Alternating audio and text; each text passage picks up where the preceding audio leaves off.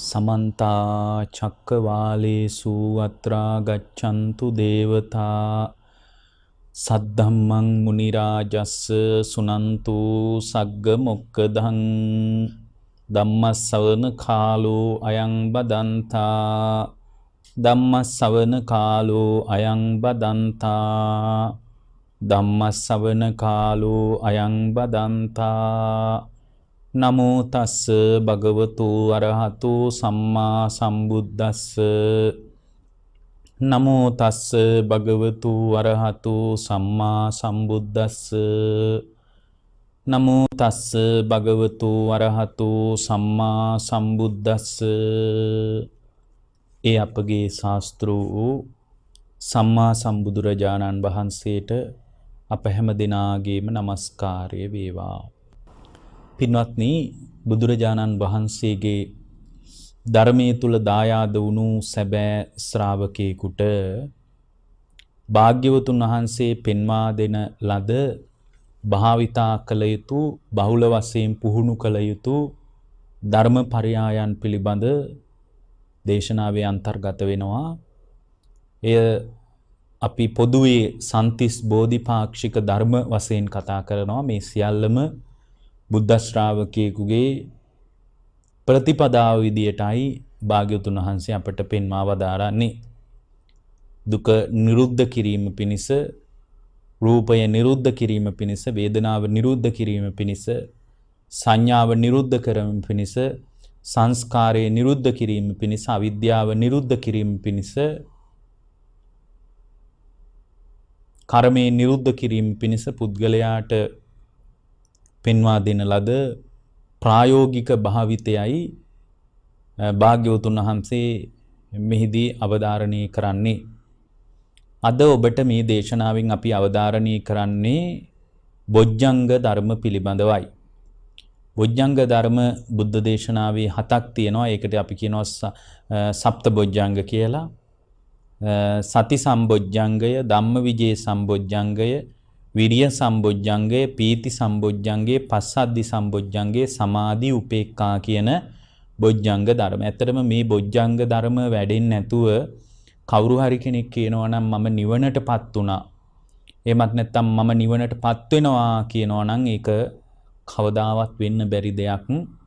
මේ බොජ්ජංග ධර්ම ඒකාන්ත වශයෙන් පුද්ගලයාගේ අභ්‍යන්තර චිත්තසංතානයේ තුල දියුණු වේ යුතුමයි. ඒ දියුණු වීමේ කූටක් ප්‍රාප්තිය විදියට, පාරප්‍රාප්තිය විදියට තමයි පින්වත්නි සම්පූර්ණයෙන්ම රහතන් වහන්සේ නමක් මේ මිහි මත දායාද වෙන්නේ.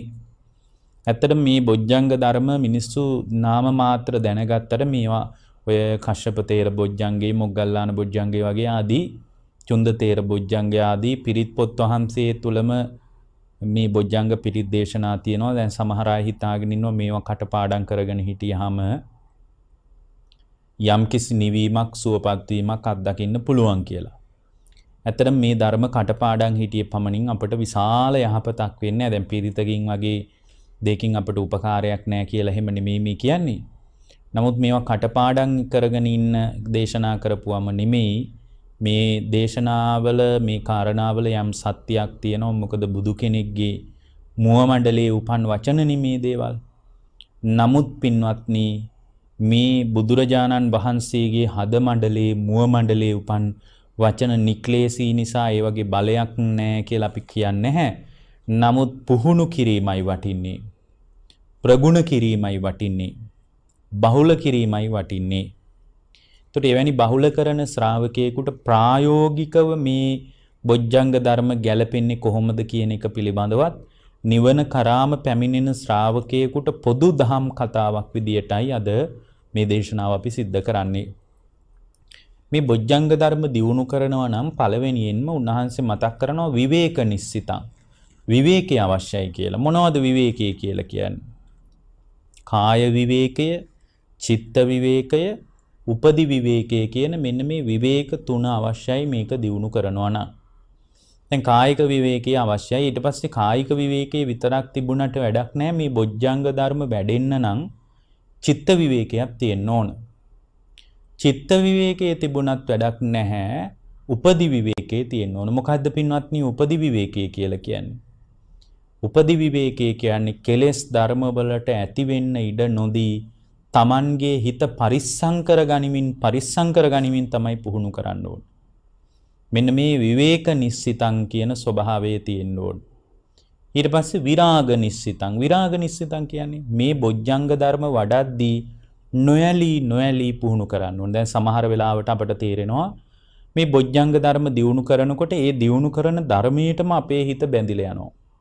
සමාධිය දියුණු කරනකොට ඒ සමාධියට ඇලිලා යනවා. ඊට පස්සේ යම් කෙනෙක්ගේ ජීවිතය තුළ සුඛයක් ප්‍රීතියක් හට ගන්නකොට ප්‍රීති සම්බොජ්ජංගය කියලා එකකුත් තියෙනවනේ.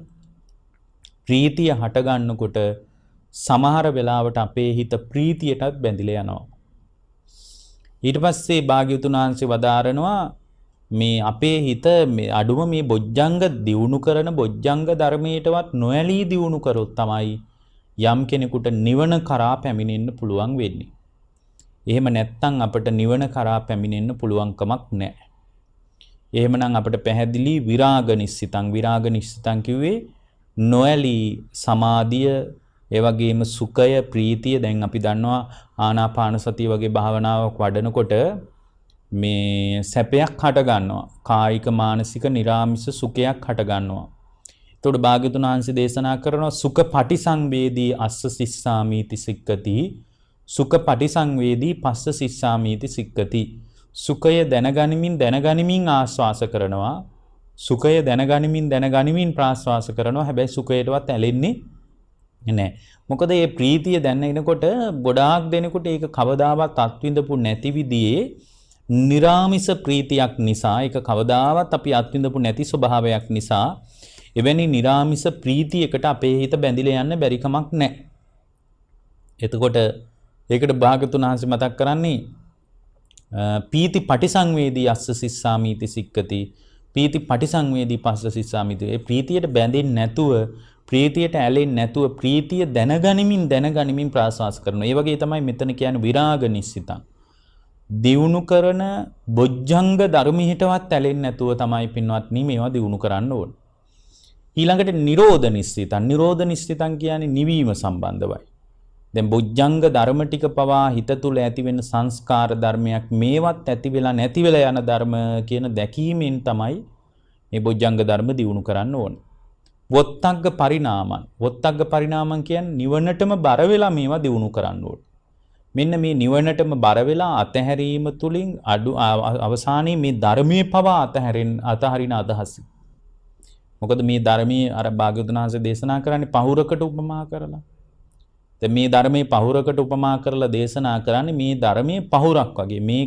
මේ ධර්මයේ භාවිතා කරනකොට පින්වත්නි ප්‍රායෝගිකව ප්‍රතිඵල අත්දකින්නකොට, ප්‍රායෝගිකව මේ ධර්මයේ උණුසුම දැනෙනකොට ධර්මයේ තුලින් කල යුතු සියල්ලම කරලා අමාරු වුණා. මේ කියන්නේ කීනා ಜಾතිය ක්ෂය වුණාට පස්සේ සම්පූර්ණයෙන් මෙයා ධර්මියත් අතහැරලා දානවා. හරියට පහුරකින් එගොඩ වුණාම අනේ මේ පහුරනි මට එගොඩ වෙන්න උදව් කළේ කියලා එයා පහුර කරේ තියාගෙන යනවා. ඒ වගේ කරේ තියාගෙන යෑමක් නැහැනේ. ඒ වගේ එතනින් පස්සේ ධර්මයේවත් කරපින්නාගෙන යාමක් නැහැ. ධර්මයත් අතහැරලා දානවා. වොත්තග්ග පරිණාමං නිවනටම බර වෙලා තමයි මේ ධර්ම දියුණු කරන්න ඕන. ඒතකොට මේ හැම ධර්මයක්ම නිවනට බර වෙලා දියුණු කරනකොට ඒ නිවනට බර වෙලා දියුණු කරන ජීවිතය තුළ මේ ಗುಣධර්ම බබලන්න පටන් ගන්නවා. මේ ಗುಣධර්ම වේගයෙන් වැඩිලා Tamanගේ ජීවිතේ සම්පූර්ණයෙන්ම නිවිලා අරමුණු පස්සේ එල්ලි යන ගමන හමාර වෙලා සම්පූර්ණයෙන්ම දුක අවසන් වෙන්න පටන් ගන්නවා. එතකොට මේ බොජ්ජංග ධර්ම දියුණු කිරීම නිවන පිළිබඳ අදහසක්, නිවන පිළිබඳ හැඟීමක්, නිවන පිළිබඳ යම්කිසි උත්තේජනයක්, කැමැත්තක් තියෙන හැම ශ්‍රාවකයෙක්ම දියුණු කළ යුතු ධර්ම. මේ ධර්ම හැම ශ්‍රාවකයෙක්ම දියුණු කරන්න ඕන. හැම ශ්‍රාවකයෙක්ම මෙවැනි ගුණ ධර්ම ඔස්සේ Tamanගේ ජීවිතේ ගලපා ගැනීමක්, උනන්දුවක්, කැමැත්තක් හදාගන්න ඕන. එවැනි කැමැත්තක් නැති ශ්‍රාවකයෙක්ගේ ජීවිතය තුළ මේ ධර්මයේ සම්පූර්ණයෙන්ම රෝපණය වීමක් දකින්න ලැබෙන්නේ නැහැ. දැන් අපි දන්නවා එහෙමනම් විවේක නිස්සිතං, විවේකී අවශ්‍යයි. කාය විවේකේ, චිත්ත විවේකේ, උපාදි විවේකේ. විරාග නිස්සිතං, නොයලී තමයි මේ ධර්ම දියුණු කරන්න ඕන. නිරෝධ නිස්සිතං මේ බොජ්ජංග ධර්ම තුල පවා ඇති වෙලා නැති වෙලා යන ස්වභාවයක් තියෙන කියලා දැනගෙන දියුණු කරන්න ඕන. වොත්තග්ග පරිණාමං නිවනටම බර වෙලා සම්පූර්ණයෙන්ම ಗುಣධර්මය මේ ಗುಣධර්ම ජීවමාන කර ගැනීමේ කූට ප්‍රාප්තිය විදියට නිවන හඳුනා ගනිමින් ඒ හඳුනා ගැනීම තුල තමයි මේ ධර්ම දියුණු කරන්න ඕන. දැන් අපි බලමු මේ ධර්ම දියුණු කරනකොට මෙන්න මේ කාරණා හතර මත පිහිටලා. ඒ කියන්නේ විවේක නිස්සිතං, විරාග නිස්සිතං, නිරෝධ නිස්සිතං, බොත්තග්ග පරිණාමං කියන මෙන්න මේ පදනම මත පිහිටලා තමයි ඉදිරියට බොජ්ජංග ධර්ම දියුණු කරන්න තියෙන්නේ. දැන් පළවෙනි බොජ්ජංගය තමයි සති සම්බොජ්ජංගය කියලා කියන්නේ. ඇත්තටම මේ සති සම්බොජ්ජංගයේ වැඩෙන්නේ කොතනින්ද කියලා ඇහුවොත් මේක වැඩිලා ඉවර වෙන්නේ අරහත්වයෙන්මයි පින්වත්නි. අරහත්වයේ දක්වාම දියුණු කරගත යුතු අරහත්වයේ දක්වාම සම්පූර්ණ කරගත යුතු බෝධිපාක්ෂික ධර්ම සමූහයක් විදියටයි භාග්‍යවතුන් වහන්සේ මේ බොජ්ජංග ධර්ම දියුණු ගැන දේශනා කරන්නේ. එහෙනම් අපට එකක් පැහැදිලි මේ බොජ්ජංග ධර්ම දියුණු වෙලා අවසාන වෙන්නේ අරහත්වයේදී. ඒ කියන්නේ රහත් වීමෙන් තමයි සම්පූර්ණ වෙන්නේ. ඒ කියන්නේ සෝතාපන්න වීම තුල කොටසක් සම්පූර්ණ වෙනවා. තවදුරටත් සකදාගාමී වීම තුල සම්පූර්ණ වෙනවා. අනාගාමී වීම තුල තවදුරටත් සම්පූර්ණ වෙනවා. අරහත්වයේදී සියලුම බොජ්ජංග ධර්ම සම්පූර්ණ වෙලා සම්පූර්ණයෙන්ම දුකමාර වෙනවා.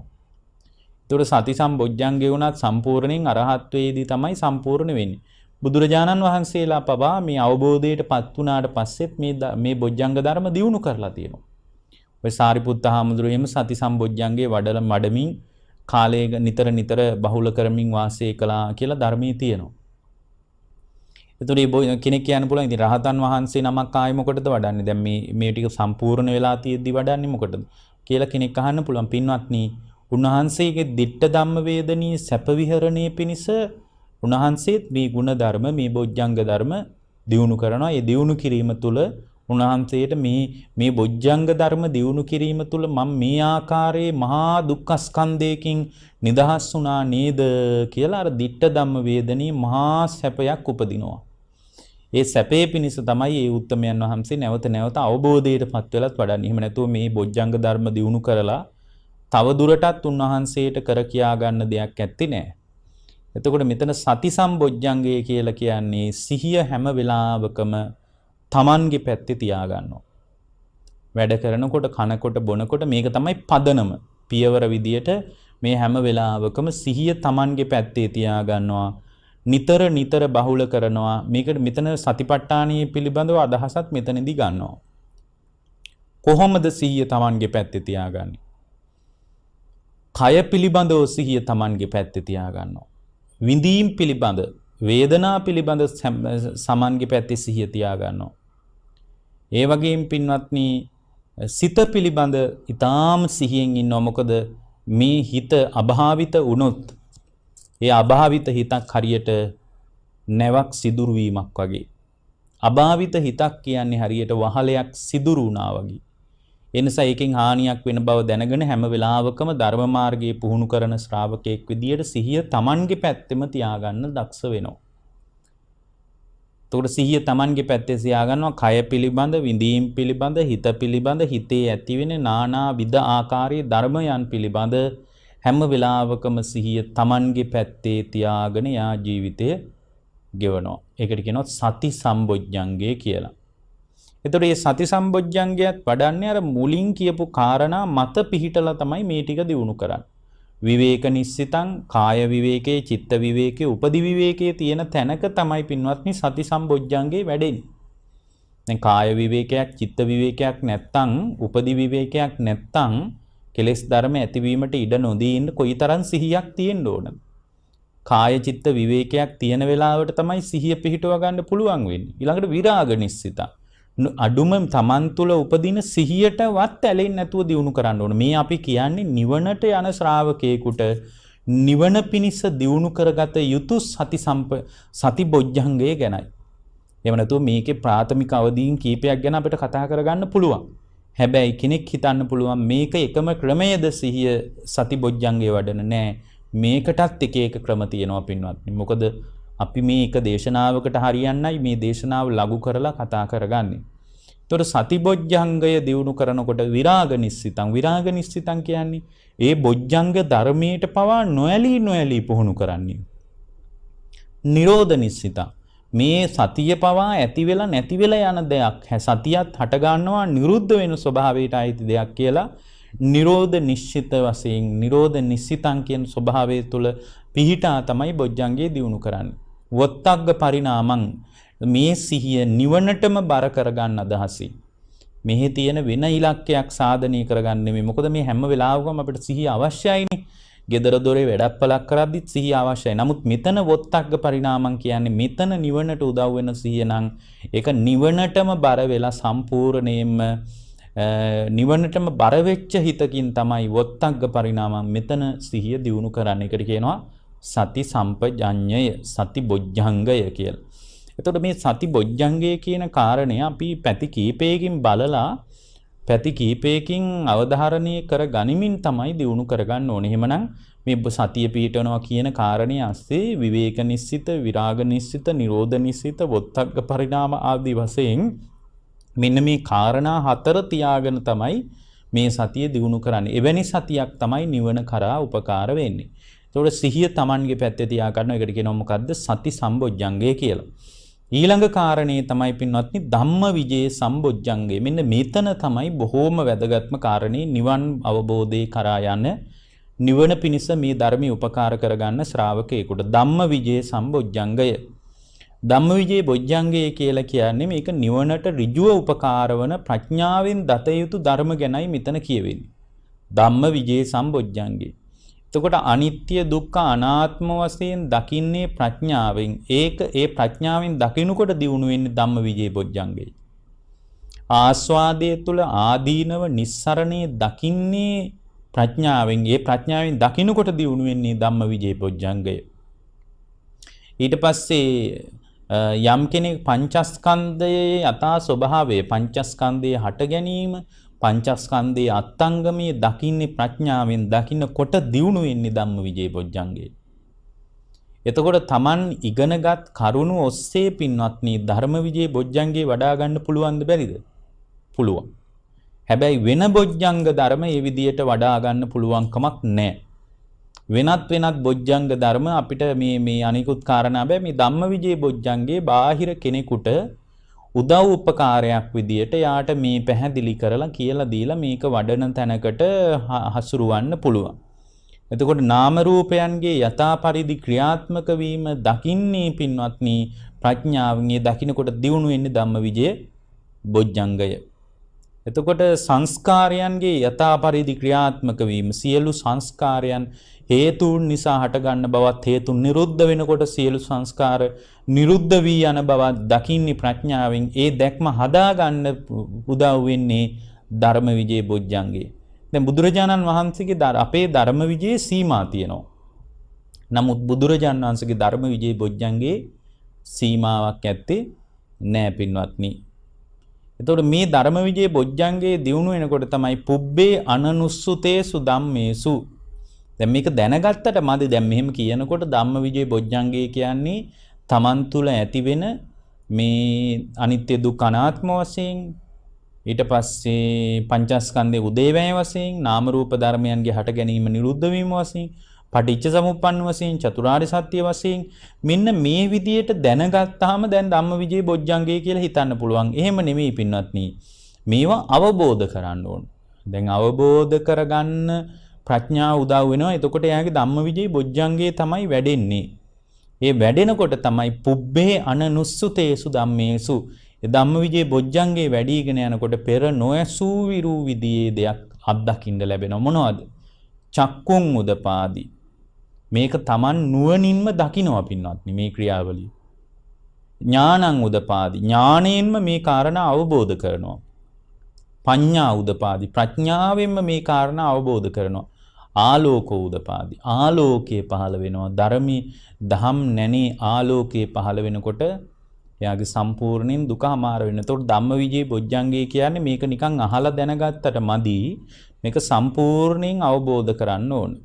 හැබැයි මතක තියාගන්න එක දෙයක් මේ ධම්මවිජේ බොජ්ජංගේ දියුණු කරන්නේ නැතුව කවදාවත් මේ ධර්ම මාර්ගයක් සම්පූර්ණයෙන් විවෘත වෙයි කියලා අපිට හිතන්න බෑ. එහෙම විවෘත වීමක් අපිට කිසිදාක අත්දකින්න පුළුවන්කමකුත් නැහැ. එතකොට නිවනට ඍජුවම උපකාර වන ධර්මයක් තමයි ධම්මවිජය බොජ්ජංගය කියන්නේ. ප්‍රඥාවෙන් දත යුතු ධර්ම තමයි මෙතන අවධාරණය කෙරෙන්නේ. විවිධාකාරයෙන් දැනගන්න ධර්මවිජය බොජ්ජංගය පිළිබඳ ධර්මයේ සඳහන් වෙනවා. එතකොට මේ ධර්මවිජය බොජ්ජංගයත් පින්වත්නි විවේක නිස්සිතං කාය විවේකයේ චිත්ත විවේකයේ උපදි විවේකයේ ඇති තැනක තමයි නිවනට බරව වැඩෙන්නේ.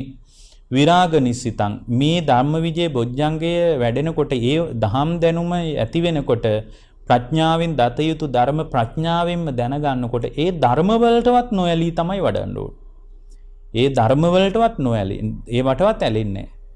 දැන් පටිච්ච සමුප්පන්නව මේ ලෝකේ ගැට ගැහෙනවා කියලා දැනගත්තට අනේ මේ ධර්මයේ කොච්චර හොඳයිද කියලා ඒ ප්‍රඥාවෙන් දැනගත්ත ඒ පටිච්ච සමුප්පාද ධර්මයටවත් මෙතන ඇලීමක් හදාගන්නේ. විරාග නිස්සිතං ඊට පස්සේ නිරෝධ නිස්සිතං මේ කතා කරන සියලු ධර්මත් ඇති වෙලා නැති වෙලා යනවා නේද? මේ පංචස්කන්ධය අනිත්‍ය දුක්ඛ අනාත්ම වශයෙන් ඇති වෙන දේවල් නාම රූප වශයෙන් හටගෙන නිරුද්ධ වෙන මේ සියල්ල තුලම හටගෙන නිරුද්ධ වීමක් නේද තියෙන්නේ කියලා මෙන්න මේ කාරණා දකිමින් එහෙමනම් මේ හැම බොජ්ජංග ධර්මයක් තුලම අර කරුණු හතර මත පිහිටා තමයි දිනු කරන්න ඕන. ඒ කරුණු හතර මත පිහිටා දිනු කරන බොජ්ජංග ධර්මයයි මහත්ඵල වෙන්නේ මහානිසංස වෙන්නේ නිවන කරාම පුද්ගලයා එකතු කරගෙන යන්නේ. ඊළඟ කාරණේ තමයි විරිය සම්බොජ්ජංගය. අතර මේක ධර්ම පරයායක් පිළිබඳ විශාල ධර්ම කරුණු ගොඩක් කතා කරන්න තියෙනවා. නමුත් අපිට මේ දේශනාවේ පොදු දහම් කතාවක් විදියටනේ අද අපි මේ දේශනාවේදී මේ කාරණේ විවෘත කරගන්නේ. එතකොට ඒ නිසා මේ පොදු අදහස ගන්න, පොදු අදහස අරගෙන ඒ අරගත්ත පොදු අදහස තුලින් මේ කාරණා වෙන වෙනම අර මූලික කාරණා හතර මත පිහිටා දියුණු කරන්න. එතකොට මේ දියුණු වෙන ධර්මයටවත් නොබැඳී යන දවසක් එනවා. මේ සියලු බොජ්ජංග ධර්ම සම්පූර්ණයෙන්ම දියුණු වෙලා හමාර වෙන අවස්ථාවක් එනවා. අන්න එවැනි හමාර වීමක් අත්දකින්න ශ්‍රාවකෙක් මේ ධර්ම අර මුල් පියවර හතර මත පිහිටා ඒ උඩ හිටගෙනයි මේ ටික දියුණු කරන්න පටන් ගන්න. එහෙම නැතුව නිකාම්ම සතිය දියුණු කරනවා නම් ඒක නිවනට බර නැහැ. නිකාම්ම ධම්ම විජේ ප්‍රඥාවෙන් දත යුතු ධර්ම දැනගන්නවා කියලා නිකන් කටපාඩම් කරලා ඇති කරගත්තට වැඩක් නැහැ. මේක නුවණින්ම දකිනවා. නුවණින් දකිනකොට කාය චිත්ත උපදි විවේකයේ හදාගෙන විරාග නිස්සිත නිරෝධ නිස්සිත වොත්තග්ග පරිණාම නිවනටම බර වෙලා තමයි මේ ටික දිනු කරන්නේ. ඊළඟ කාරණේ තමයි පින්වත්නි විරිය සම්බොජ්ජංගය. මොකද මේ විරිය සම්බොජ්ජංගය කියන්නේ? මෙතන කතා කරන්නේ සතර සම්‍යක් ප්‍රදාන වීරිය. දැන් සතර සම්‍යක් ප්‍රදාන වීරිය කියනකොට කෙනෙක් හිතන්න පුළුවන් ආපෝ ඉතින් ඕක අපි දන්නවනේ කියලා හිතෙන්න පුළුවන්. සතර සම්‍යක් ප්‍රදාන වීරිය ඔබ වහන්සේලාම බණවලදී කොච්චර කියලා තියනවද කියලා හිතන්න පුළුවන්. පින්වත්නි ඒක නිවනට බර නැහැ. මෙතන මේ විරිය සම්බොජ්ජංගය කියලා කියන්නේ සතර සම්‍යක් ප්‍රදාන වීරිය තමයි. මෙතන නූපන් කුසලයේ විදියට මේ බොජ්ජංග ධර්ම තුල පෙන්වන්නේ පින්වත්නි ඔබ තුල නූපන් කුසලයක් තියෙනවා. ඒ කියන්නේ මේක මෙන්න මේ වගේ හරියට. එතකොට සතර සම්‍යක් ප්‍රදාන වීරිය දන්නවනේ නූපන් කුසල් උපද්දව ගන්න වීරිය තියෙනවා. උපන් කුසලයේ පවත්වගෙන යන්න වීරිය තියෙනවා. නූපන් අකුසලයේ නූපද වීම පිණිස වීරියක් තියෙනවා. උපන් අකුසලයේ ප්‍රහාණය කිරීම පිණිස වීරියක් තියෙනවා. ඕන ඕක තමයි සතර සම්‍යක් ප්‍රදාන වීරිය.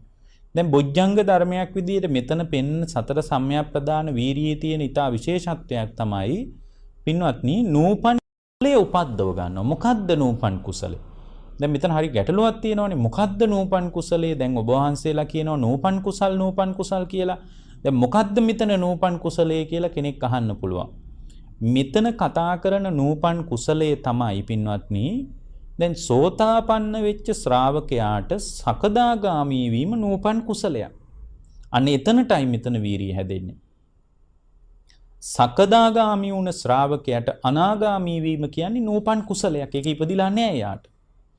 මෙතන පින්වත්නි අනාගාමී වීම පිණිසයි මෙතන වීරිය කරන්නේ. අනාගාමී වෙච්ච ශ්‍රාවකයාටත් නූපන් කුසලයක් තියෙනවා. මොකද්ද? අරහත්ත්වේ ඉපදුන් නැති කුසලයක්.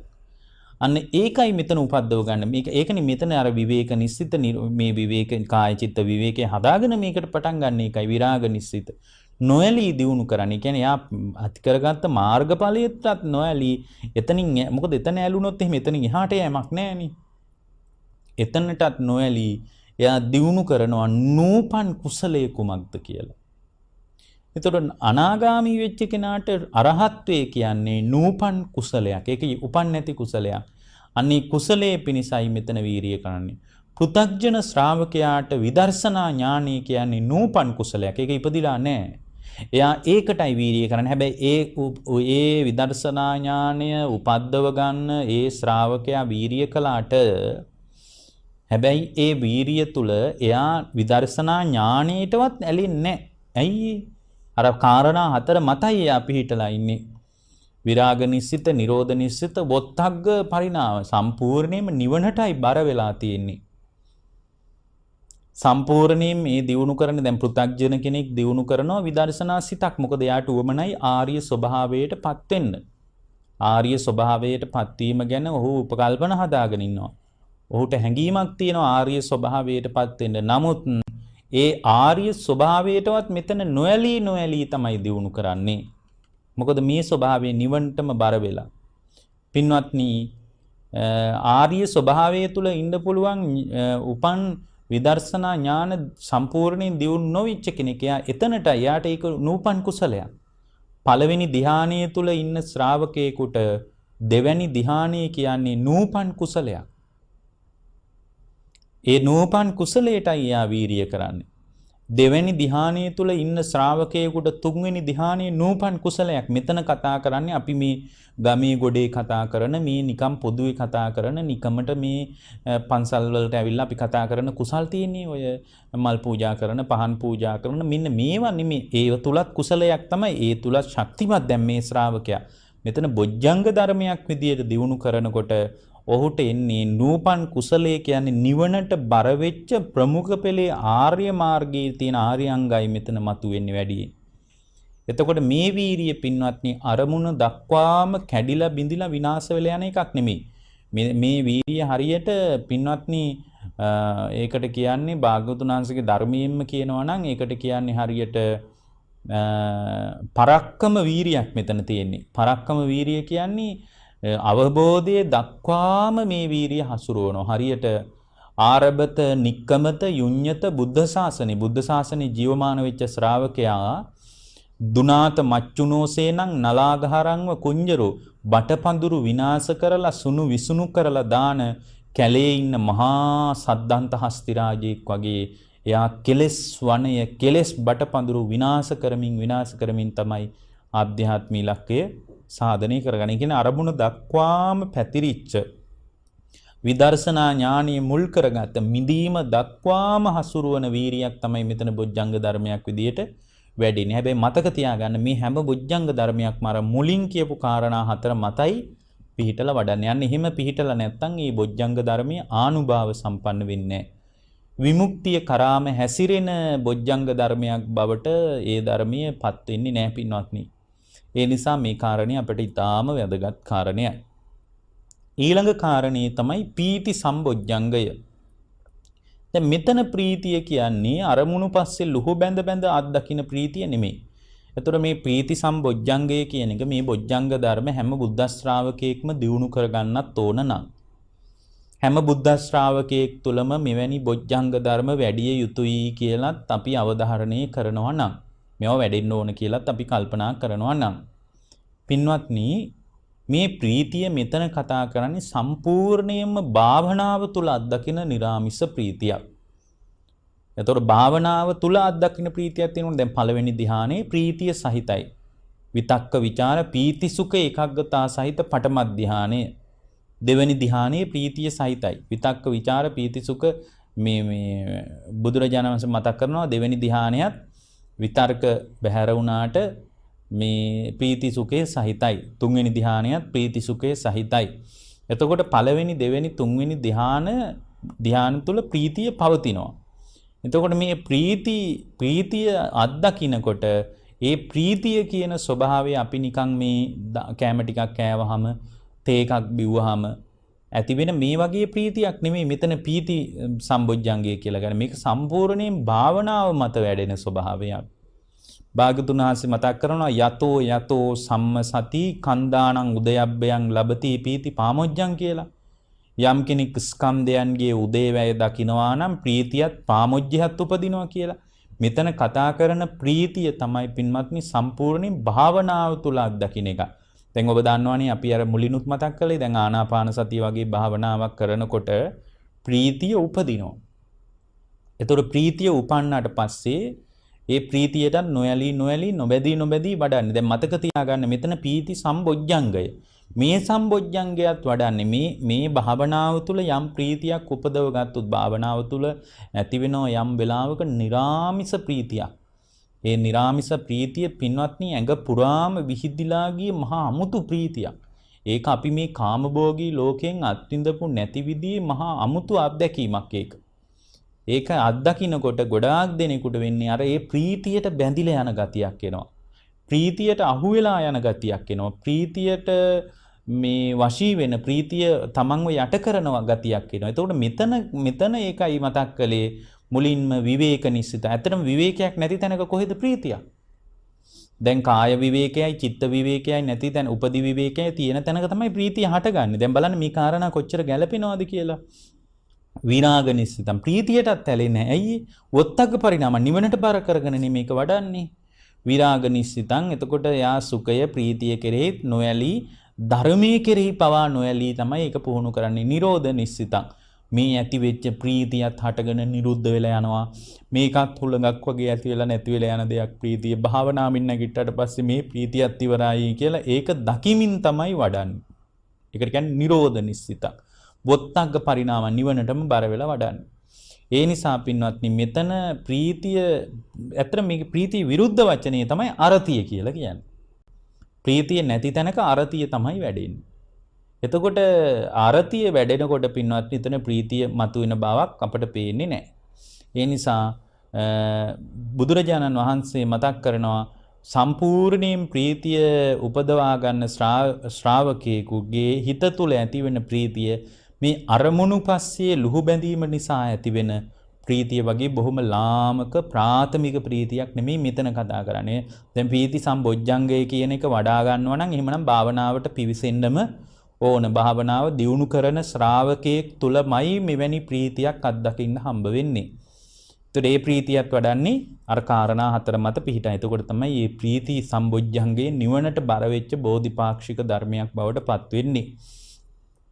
ඊළඟ කාරණේ තමයි පස්සද්ධි සම්බොජ්ජංගේ. පස්සද්ධිය කියන්නේ මොකද්ද? පස්සද්ධිය කියලා කියන්නේ සිතේ සහ කයේ සංසිඳුණු බව. එතකොට මේ සංසිඳීම නිසා තමයි සමාධිය උපදින්නේ. පින්වත්නි මේ කාරණාත් එකට සම්බන්ධයි. සති සම්බොජ්ජංගේ නිසා තමයි ධම්මවිජේ බොජ්ජංගේ වැඩෙන්නේ.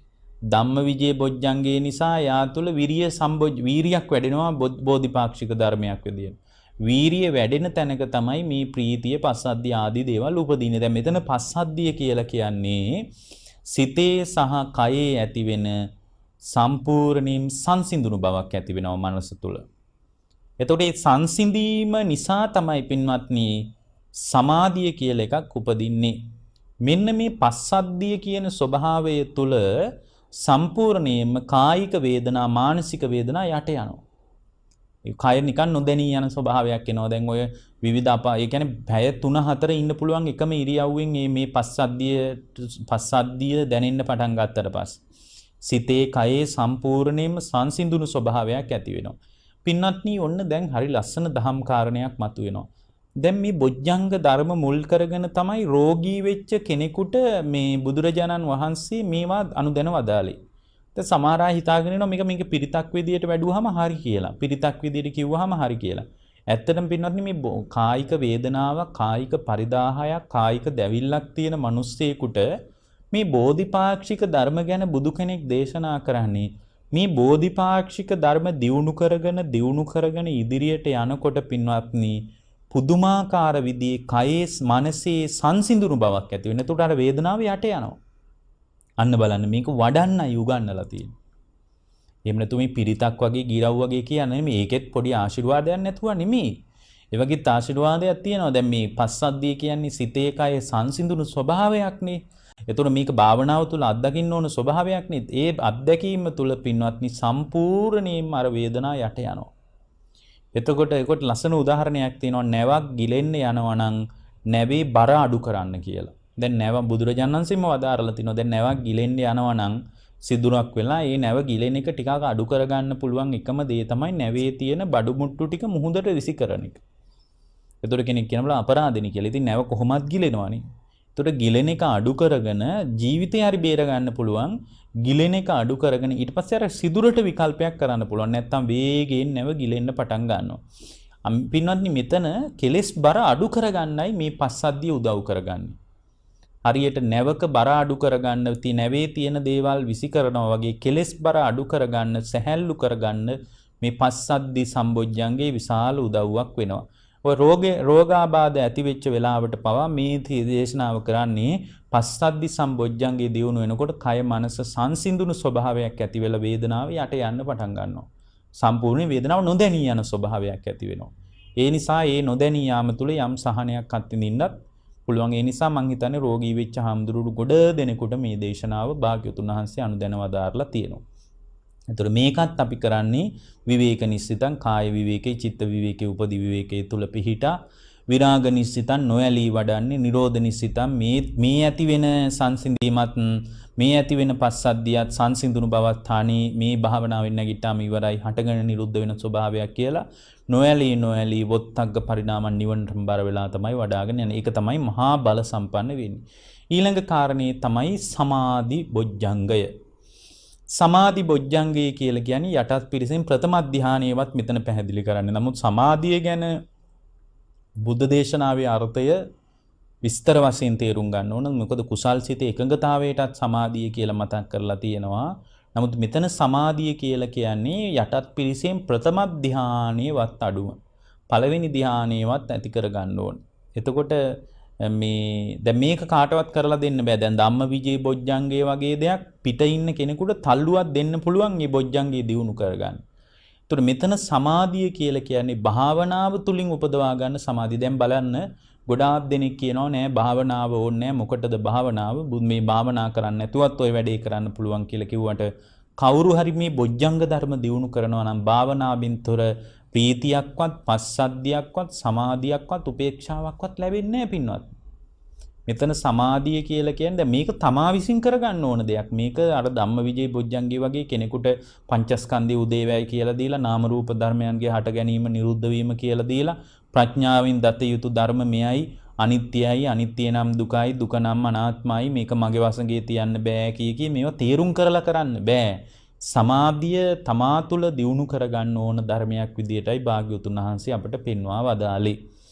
ඊළඟට මේවා අපම විස්තර කරන්න නැති මට විස්තර කරන්න කාලයක් නැති නිසා මේක ඇත්තනම දිග දේශනා 10ක් 15ක් කරන්න අවශ්‍ය තරම් දහම් පරයයක් තියෙන විග්‍රහයක්.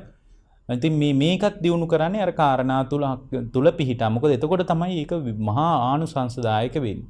විවේක නිස්සම් පින්වත්නි ඒක හරිනේ කාය විවේකේ චිත්ත විවේකේ උපදි විවේකේ නැති තැනක කොහෙද සමාධියක් උපදින්නේ? මේ කාර්යබහුල ජීවිතේ මහා ഘോഷාකාරී කලබලකාරී සමාජින්දල සමාධියක් දියුණු කරන්න බෑනේ. ඒ විවේක නිස්සිතව තමයි දියුණු කරන්න. විරාග නිස්සිතං උපදින සමාධියටවත් මෙතන ඇලිලා යන්නේ නෑ, බැඳිලා යන්නේ නෑ.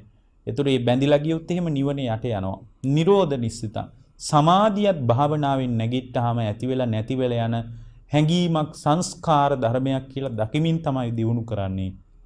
නිවනටම බරවයි දියුණු කරන්නේ. එතකොට යාට සමාධියටවත් නොයැලෙන ස්වභාවයක් එනවා.